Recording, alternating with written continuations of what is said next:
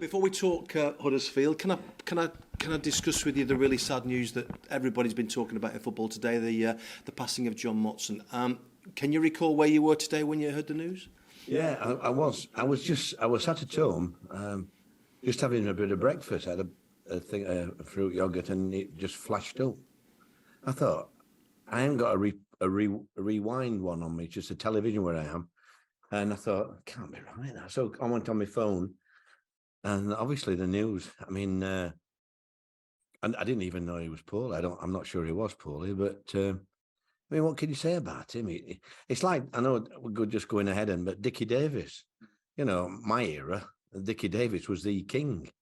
To lose two like that in the space of a few days is, it makes me, I've got to try and enjoy every minute, really, because I'm in their territory, I'm afraid.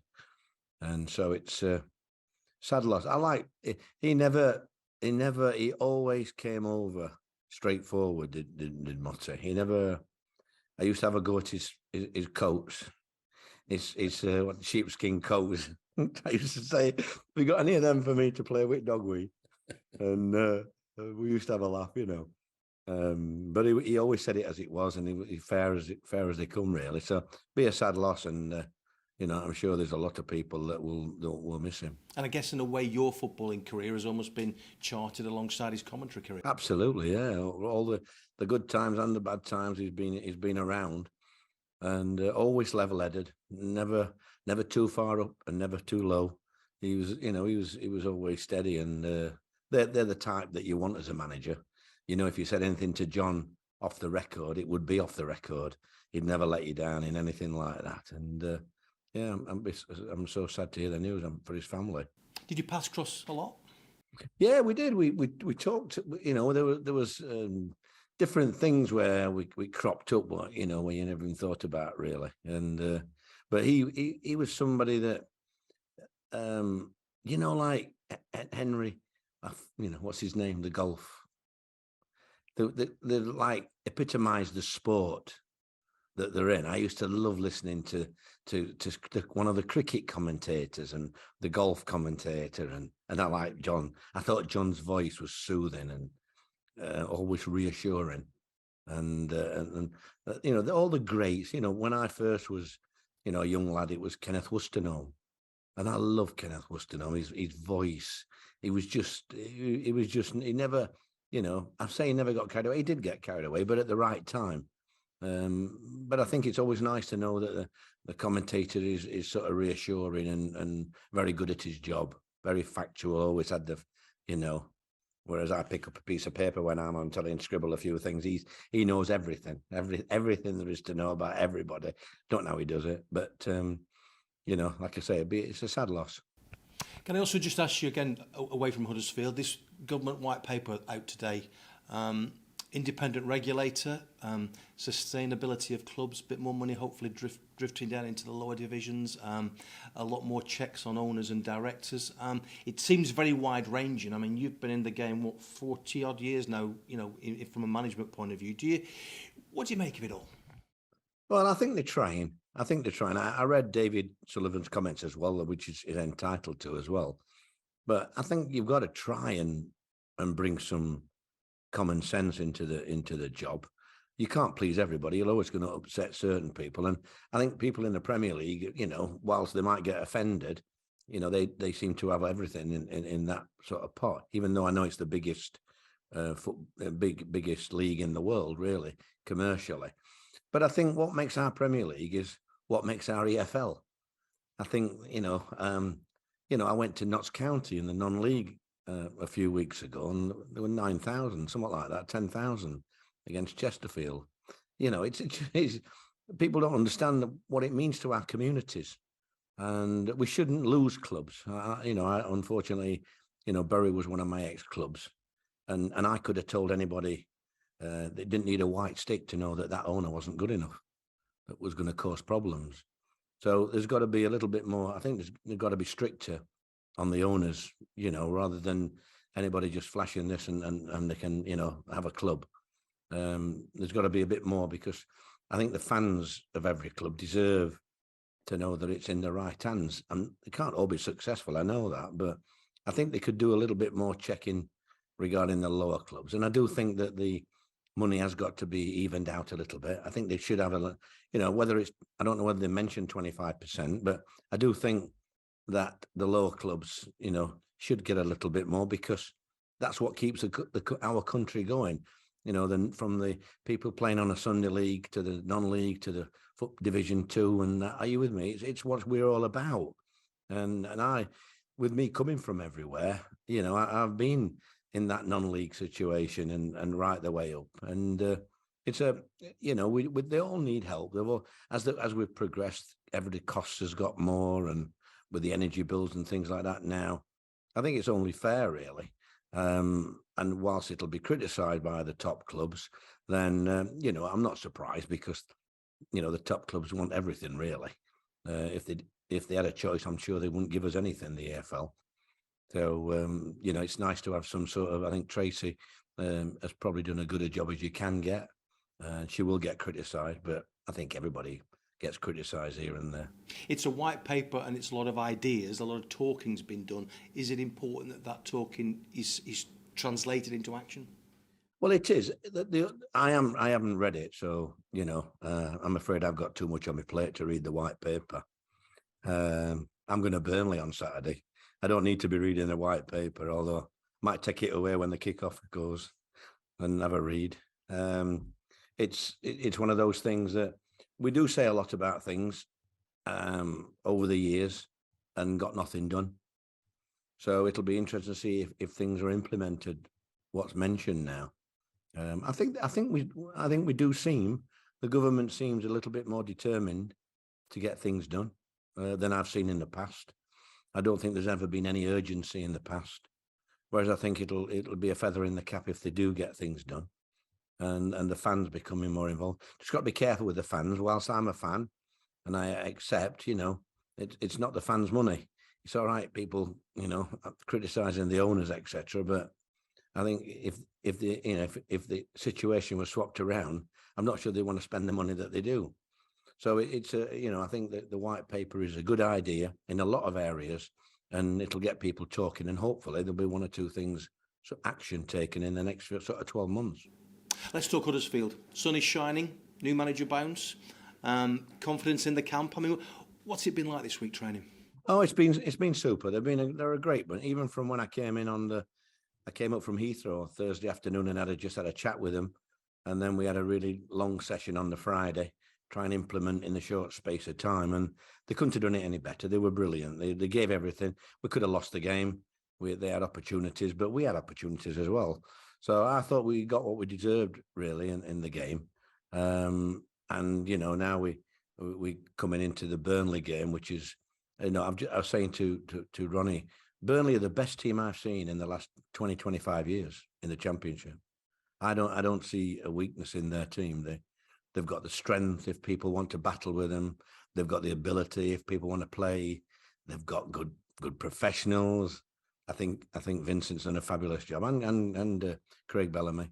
I think between them they've done a brilliant, because it wasn't easy when they came in. They came in and had to change styles and personnel, and people think it's a piece of cake. It isn't. Championship's not easy. So I think they've done a remarkable job, really. But, we want to go there and try and give them a game. That's first and foremost. I know it's a free hit, because it's not going to be Burnley that keeps us up. So we've got to go there and try and give them a game. They've defied logic in a way, haven't they? Because they often say, trying to completely overhaul a squad at one go is just virtually impossible. But it's clicked, hasn't it? Absolutely, yeah. And, he's done his homework on a lot of the players himself. He's brought some from where he came from, not just the English lads, and they've all fitted in. I mean, they've got the most exciting. I mean, I'm sure without a lot of personnel, I think they could more than hold their own in the Premier League. Looking at them with the squad, I mean, they leave a few out, and the people that they bring in are just as good, if not better. So it's a great squad, and he deserves a big pat on the back, because, like I said, the Championship's not easy. And he's only half your age. He is, yeah. He looks as old as me, but I've had no stress in my life, no pressure. My hair's there, so it's I'm sure it'll come, the pressure, in the next few weeks. Is he destined for a great career in management, would you say, on what you've seen so far? Absolutely, yeah. I love the way he is. He never gets carried away. He realises, like Millwall, they should have won 2 or 3 really, but he realises that a point at Millwall is not the end of the world. So we get on with the next one. But to play at Millwall and get a point, you've got to put your head. You've got to stand up and be counted, and that's what they did. And he'll be disappointed he didn't win, but it's still a good point. And he's done that all over. They weren't brilliant at Luton, but came away with a win. And that's the sign of a good side, I think, especially at this level. In some respects, it's easier in the Premier League than it is in the Championship in certain games. And how much have you enjoyed, getting really stuck into training? You've had valuable hours, I guess, on the training pitch this week. What's that been like? Yeah, it's good because they're all receptive. They're all young lads, a lot of young lads, 1 or 2 senior pros that, and I think young lads need help when you're struggling. I'm not knocking anybody, but they were struggling when I came in. And I think you've just got to give them an arm round and try and help them fulfill what they can do, really, and not worry about mistakes. I've said to 2 or 3, don't worry about mistakes. You're going to make mistakes, and your mate's got you get you out of the cart when you do make one. And so we've just worked on. We know we're going to be defending majority of the game, but what we've got to try and do is when we do get the ball, we've got to try and create problems for them, and that's what we've been trying to work on. Can we cause them problems with team selection and the players that are here? And you look at the fixture list over the next few weeks, it's daunting. There's a lot of big sides in there that you've got. I know you've got to play them anyway, but the run you've got just looks daunting. How do you keep spirits up? Well, you see, I've really come in from nowhere, really. I've retired and all that. So I don't suppose the fear is there with me. My pride's there. I don't want to get relegated. I realise that looking at the fixture list, it's daunting, and we possibly will get relegated. But I don't let that. I don't worry about that too much. I just think, can I get these lads to do the best they can?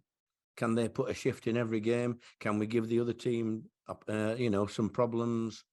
And as I said to them, Sheffield United, Middlesbrough, Watford, all them, but don't forget they won't want to play against us.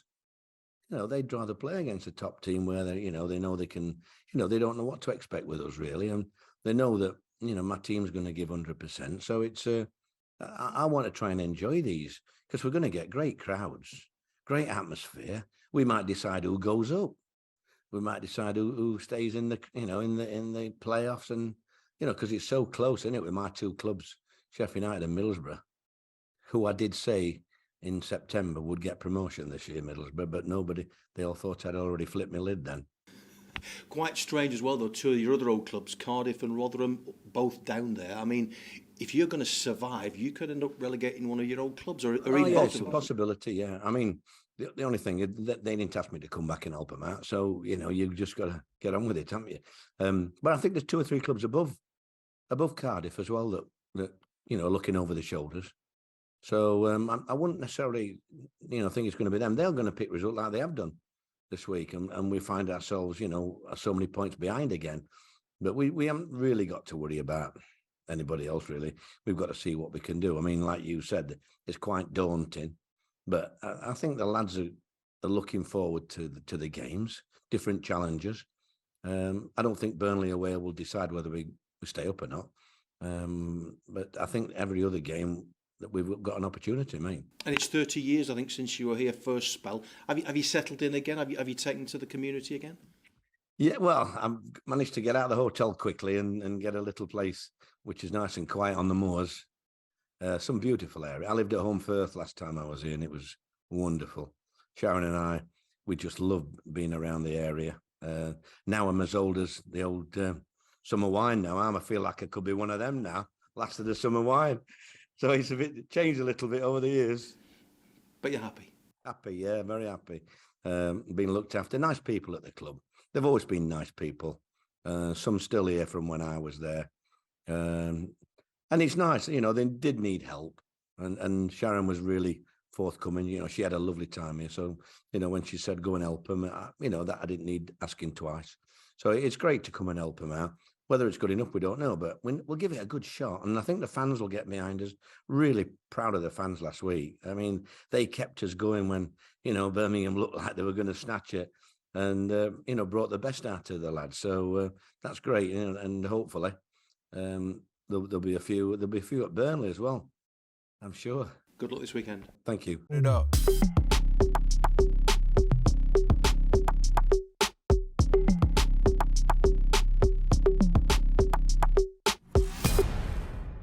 Thank you, Pete. We'll go to Jack from BBC Radio Leeds next. Hi Neil, good to speak with you. I just want to touch on the weekend just gone at first. How much did you enjoy just being back out there? Oh yeah, I mean you can't replicate that, can you? It's I was quite emotional before the game when I came out because I was embarrassed really because I was going to shake the Birmingham hands and then I got such a good reaction from the crowd. But it was nothing like after the game going around. There were a few tears then going around the pitch. It's something you don't think is going to happen again. And it was just nice. I love putting smiles on people's faces, and lads as well, players as well as fans and owners. So I think that's what I've always been in the game for, to try and make people happy and smile and enjoy the commitment that I expect from everybody. Did you expect to get a reception like you got when you first walked out? No, I mean, when I came back a few weeks ago and I did the show in Middlesbrough, I came to a game then and they introduced me at half time and I did get a good reception, but nothing like that. Nothing like when I come back. It was like everybody saying, oh, thank goodness, he's here. I'm not saying I'm going to be a hero, but it's lovely for the fans to support me like that. And really, I didn't really hear any negative comments in the build up to the game or anything. My age wasn't mentioned very much, so it was good. And they know I'll do the best I can for them. And it was nice to see Andy Booth as well with Jeppo after the game. It's he was a super player for me. One thing that fans have certainly been asking us is they've been saying that Huddersfield Town look like a completely different team at the weekend under you. How did you make such a difference in such a short space of time in those couple of days? Because I'm a good manager. No, I mean, I just put things in simple terms for them to do and ask them to do that. Because I thought Birmingham were decent when I saw them beat West Brom. I watched that game and I thought, wow, they did well. West Brom didn't have a shot in that game. So I knew we'd have to cope with the physicality. And up till the Friday morning, I didn't even think I'd got a centre half because I was told Hellick wasn't fit, and Ward. So it was a little bit of what can we do here and there. And Hellick, in fairness to him, after training, told me he'd give it a go, and I thought he was outstanding, really. So it was to get that sort of backing from the fans, it does mean a lot. And it's great when you can get a win. I mean, when they put 12 minutes, I don't think I've ever seen that in my life, 12 minutes injury time, only at the World Cup. But even the referee I thought was decent, which is unusual, isn't it, for me? I thought he had a decent game, yeah. So it was good all round. You spoke about how you've enjoyed taking training this week and getting back involved in that sense. How much have you enjoyed actually getting to know the players a bit more, particularly those that you'd not previously met? Yeah, well, it's like Bobby Robson. You do forget names here and there. I've called the odd one the wrong name, and that's not him, Gaffer, But, I mean, you're going to get that, aren't you, when you've got 26 players in the space of 24 hours. But I am getting there. I couldn't understand why people were calling somebody Reg. And who the bloody hell's Reg? I looked on my team sheet and all them. I could not see a Reg for life. And then, when I asked, who's Reg? They said, oh, this is him here. How do you say it? Ramani Edmonds Green. Say it again? Ramani Edmonds Green.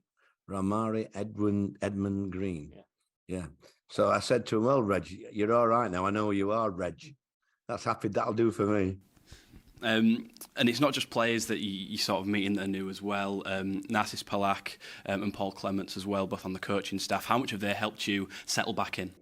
Well, they're nice people, really. I mean, Clem knows what he's doing, and I think Narcissus has enjoyed it. You know, I think when you're a coach, you're always picking up ideas, aren't you?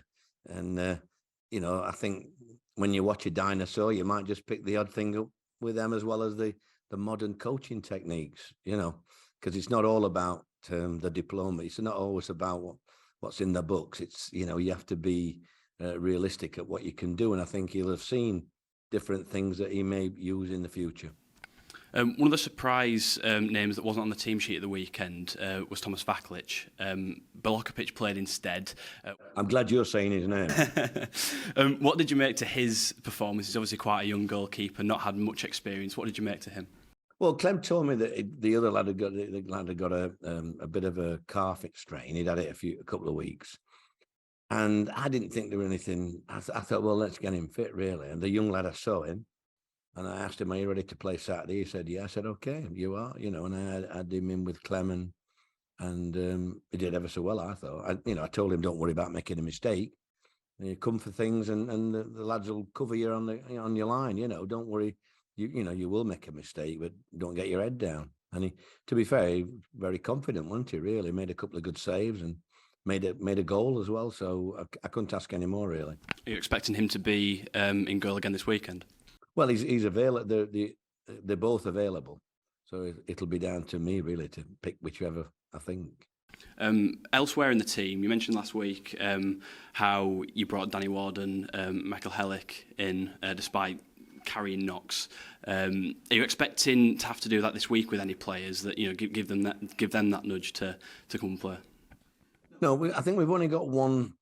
Well, there's a couple that's got little knocks that, as I've said, and I don't want the supporters to think it's negative. Burnley away is not going to keep us up.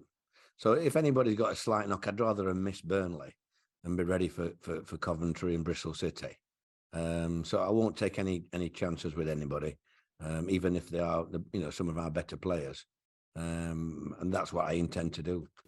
And just finally from me, you spoke a lot about Burnley and how good they've been this season. Just on Vincent Kompany, could you see managerial qualities in him when he was a player on the few occasions that you encountered him?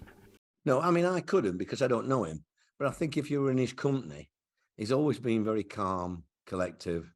But I don't know his philosophy, and I don't know.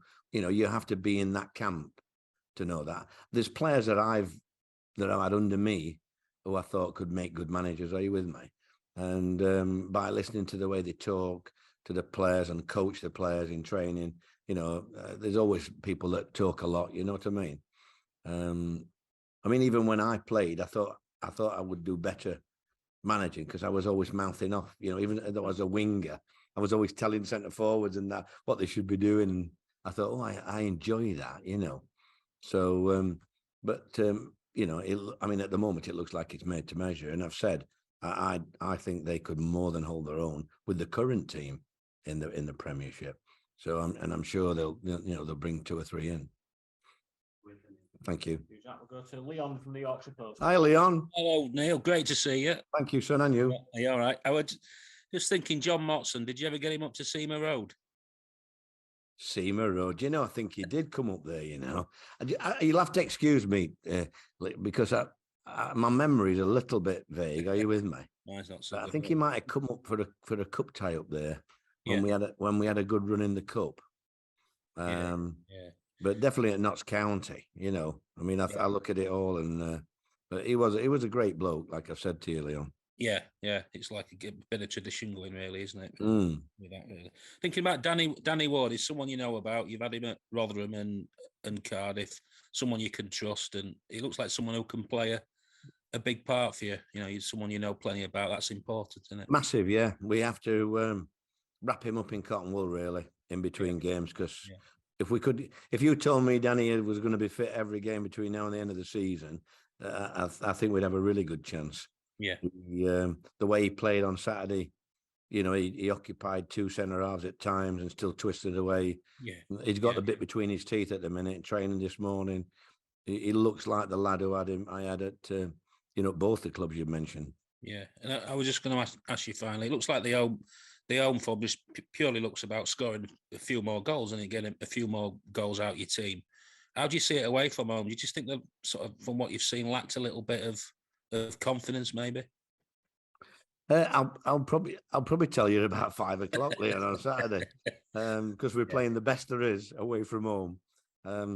You could say, can we keep the score down for the goal difference? But we've got to give them problems, and so we're working on how we can cause them problems as well. Yeah, we think there are areas where we can work on, but in general, they are 9 out of 10 times they're going to beat us. But you know what football's like. There's some strange results in football. And we hope we can get the strange result this weekend. Yeah, I mean, I remember when you were at Rotherham, you had some good away wins there, didn't you? You went to Sheffield Wednesday and you won. So that wasn't difficult, Leon. Good one. It's possible though, isn't it, in the Champions? You get strange results everywhere, more than any other. More than any other division. I agree with you. At bottom it can beat the top any day of the week. I mean, like I said, these are a little bit, they're head and shoulders above anybody else. Yeah. And I think they've won 12 and drawn one, haven't they, now at home? So it's pretty formidable. Yeah. And but I think we should go and enjoy it. Like I say, it's a free hit to us. Yeah. So, hopefully another day's training, which is good. And we've worked every day this week on things. And we've got another day to just tidy things up and try and give them a good game if we can. Yeah, very best of luck. Thanks, Leon. We'll come to Matty from the Huddersfield Examiner, centre right. Hi, Matty. Hello, Neil. Nice to meet you. How are you, son? Just a little bit on Matty Pearson. Obviously, he was missing. I know you said it might be a couple of weeks before he comes back. And then obviously, Jaheim Headley went off with a knee injury on Saturday. But what's it looking like on the injury front? Obviously, Matty, he wanted to get out this morning, really. I spoke to him this morning and he said... So what are you doing? He said, I want to play Saturday if I can, Gaffer. I said, well, you won't be playing Saturday, but you might be able to play against Coventry if you have a good week. So I wouldn't risk anybody like that against Burnley. I know you're Saturday, I probably would, but it's not. It's Burnley. So we've got to look after one or two people on Saturday, looking ahead to what's coming up. Yeah, I know you've said, obviously, on your first press conference, you'd see after the weekend and after a couple of training sessions who you'd have in the trenches with you. I mean, have you got a better idea? Has anyone in the squad sort of surprised you with their mentality? I think everybody in the squad might have surprised themselves, if I'm honest, because we did 25% more running than we've done in any other game. Now you might say that can't be right. That's wrong, but I don't think it's a fault of theirs. I think it's just that. It's amazing what you can do when you want to do it. And they wanted to do that for the team on Saturday and for me. And that's what we've got to do. Got to work as hard as we can. The harder you work, the luckier you get. Yeah, it is obviously, like we said, the championship sort of unformidable. Hang on, there's somebody famous said that, wasn't there? The harder you work, the luckier you get. Was it the golfer? I don't know. Anyhow. Gary Player. Gary Player, digressing. Sorry about that. No, it's all right. Incidentally, I did watch him play one day. Him down. I was they were doing a charity do. Can I just offset this? And I was doing a charity do, and they asked me to play in this whatever it were for charity. Gary Player benefit in Wentworth. I said no, I can't play, but I'll caddy, and I'll caddy for somebody. So the night before they did these auctions, and I was a caddy, and a billionaire from America paid 25 grand to the charity for me to caddy. And I ended up sat in the buggy all day. It was lovely. But Gary Player did a teaching session on the morning, and they asked me if I wanted to watch him. There was 10 other people gifted, and I have never seen anything like it. We were in this little place, and there was a pond and a lake, and obviously a green. I didn't realize a green at the top. And they said, you've got to do this with with your hands, and this one, dropped a ball, hit it over the pond, over the lake, onto the fairway, onto the green. And he said, if you don't do that, you do that. He said, you have to rectify, chucked another ball. Whoop. Next, he did 10 balls, every one, straight over the pond onto the green. It just amazed me. And he looked immaculate in his black outfit. So I have digressed a little bit there, haven't I? Make them like that anymore. Then obviously you've had a week with the squad. I mean, there's still sort of a free agent market open. Are you going to look at that at all to bring in any players that might be on a free, or do you think you've got enough in the squad as it is? No, I think we've got to go with what we've got. We're in a dire situation, but hey ho, let's just give it our best shot. And I think the fans know that, and they're going to be behind us. What pleased me last week is when all this hype about me coming in, and then 6 minutes into the game we're 1-0 down, and that could have gone the other way, But did it? I never heard one boo. I never heard one dissenting voice. Everybody were urging my lads on, and that's what we need. It's lovely when everybody's pulling together. So, if we do that in the last 14 games, then what will be, will be. Spot on. Thanks very much, Neil. Thank you. Finish with Alfie in the top left from Football League World. Hi, Alfie. Hi, Neil. How are you getting on? All right, son. Can I just check on Matt Lurton's availability? I'm assuming that he's unavailable given he's on loan from Burnley. He is, yes. He's making the tea. He's making the tea. How irritating is that for you? Thought he played quite well last week. Yeah, he did. I think it surprised himself playing that well. He did all right, didn't he, in a different position? But no, he's been good since I've been here. A good pro and what have you. I saw a couple of games prior where he made mistakes, etc. But I thought all of them. I thought they were super at the back, if I'm honest, and I couldn't complain about anybody. Yeah, and you've touched on Burnley a lot, and I'm sure you've come up against sides like that and better over the course of your career. What's your kind of go-to message to the squad when they are such heavy underdogs really in a game? I think just do your best and try to eliminate silly mistakes that will gift them the game. If they score a wonder goal and they beat us, or they score 2 or 3, I won't complain. It's just that I don't want to give them gifts. So I've said, try and think professionally, whichever position you're in, whether you're a forward that's defending your box or somebody, just think about clearing the situation and don't let's give them any gifts, because they are a good sign. I'm not kidding you when I said I don't see a better one. I'm saying 20 years, but I remember Newcastle coming down and going straight back. They were very, very good. I don't know how long ago that is, because time flies with me. But Newcastle were excellent, and Burnley's just on a par with that. They are a top quality side. Brilliant. Thanks for that, Neil. Best of luck this week.